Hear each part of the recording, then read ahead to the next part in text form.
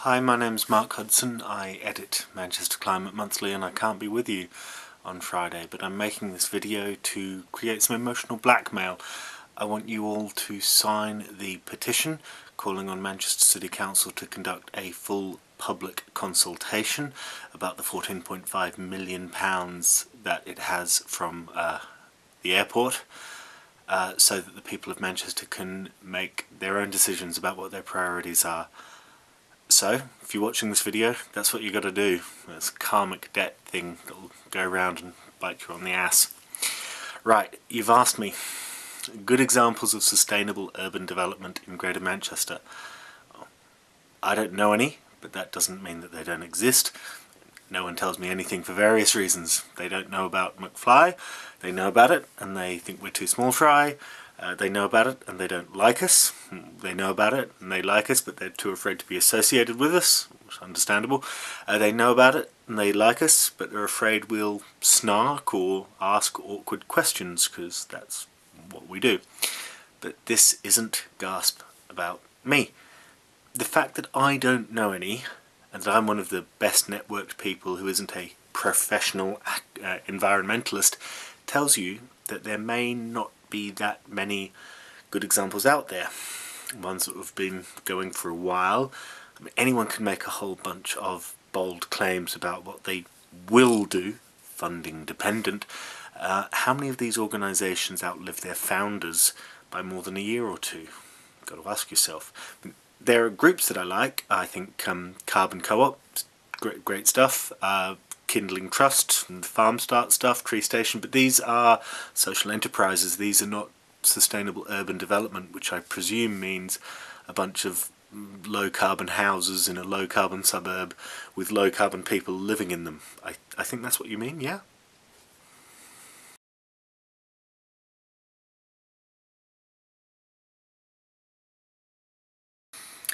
Define development, please. Do you mean economic growth? Do you mean something else? It's difficult to have a sensible discussion, one that sheds more light than heat in the absence of definitions and criteria and metrics. Good luck. And benefits. Do we mean benefits to the organisation so that they can stagger along in the grantosphere for another year or two by taking photos of genuine grassroots work and then slapping it in their annual report or the next funding bid? Is that what we mean by benefits to communities?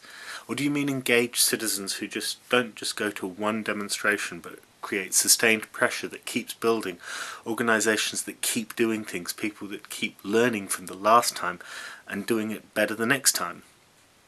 Do you mean carbon capability, as described by Lorraine Whitmarsh et al., rather than the, to me, somewhat anemic carbon literacy?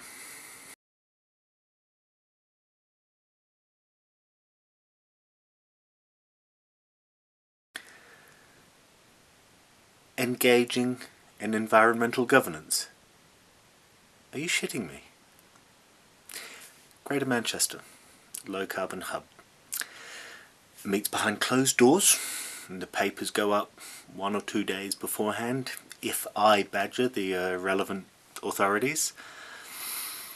The Manchester Certain Future Steering Group has been a catastrophe. Again, meetings in private, no minutes or late minutes. Now, this may change. There's a new chair. Time will tell. Manchester City Council abolished its environmental advisory panel. I was a member about a year and a half ago. No great loss. Manchester City Council Environmental Strategy Programme Board. Again, meets in private. Minutes are only being now circulated to councillors on scrutiny committee because I badgered. The 9 local authorities besides Manchester, I have to declare a profound ignorance. God help us if they're all as challenged as Manchester City Council. But who's engaging in genuine governance in environmental terms? I mean, people are asked to rubber stamp decisions that are made behind closed doors. The low carbon hub recently had some visitors and they conducted a survey of how the low carbon hub was going, and their conclusion was that the public were not being adequately engaged by the low carbon hub, and that's now a matter of public record. Is anything going to be done to change that? Don't go holding your breath.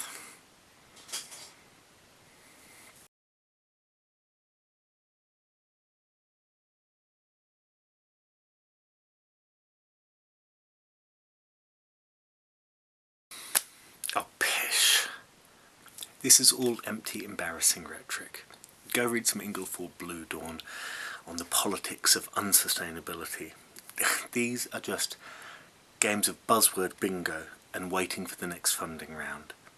If you really want knowledge exchange hubs, or whatever the correct EU-approved terminology is these days, then you just have to get a bunch of people, not the usual suspects, in a room and use open space technology and facilitators who know what they're doing and aren't just egos with mouths on legs. And you help those people in the room connect with each other in meaningful ways on topics they want to discuss, not the ones that are on your agenda. And you use tools like novice lines, and you make sure to involve and engage the people who can't be there because they're too poor, they're too sick, too cynical, or too at work in some job that really does their head in. You involve those people on the day through tactical and creative use of Skype and email and texting and live streaming. And you capture what you can of what happened on the day and you circulate it really quickly in formats that will be used, not in a turgid paper riddled with jargon and academies months later. Not hilariously gimmicky nonsense like cartoonists. Videos, tweets, Storify, goldfish bowls, all sorts of innovation. Right, it took me 25 minutes to write the script that I've been reading out from the corner of my eye, so let alone performing it and editing it. I'll send you my invoice and you sign the petition. Thank you.